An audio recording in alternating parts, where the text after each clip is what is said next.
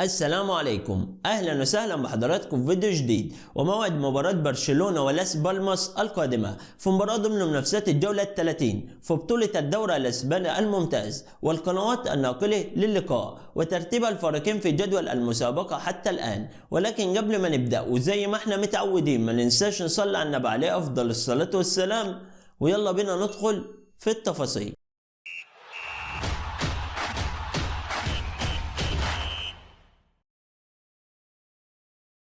اهلا بكم من جديد. وموعد المباراه والقنوات الناقله ان شاء الله هيواجه نادي برشلونه نادي لاس بالماس في مباراه ضمن منافسات الجوله ال30 في بطوله الدوري الاسباني الممتاز. المباراه هتكون يوم السبت المقبل الموافق 30 مارس 2024 30/3/2024. المباراه هتكون الساعه 9 مساء بتوقيت تونس والمغرب والجزائر، الساعه 10 مساء بتوقيت القاهره والسودان، الساعه 11 مساء بتوقيت السعوديه والعراق، الساعه 12 صباحا بتوقيت قطر والامارات. ان شاء الله سوف تبث المباراه عبر قناه بي ان سبورت اتش دي 3، القناه الحاصله على بث حقوق المباراه. اما عن ترتيب الفريقين في جدول المسابقه حتى الآن، ترتيب الفريقين في جدول المسابقة حتى الآن: يحتل نادي برشلونة المركز الثاني في جدول المسابقة برصيد 64 نقطة، بينما يحتل نادي لاس بالماس المركز ال11 في جدول المسابقة برصيد 37 نقطة. وبكده نكون وصلنا لنهاية الفيديو من موعد المباراة والقنوات الناقلة وترتيب الفريقين.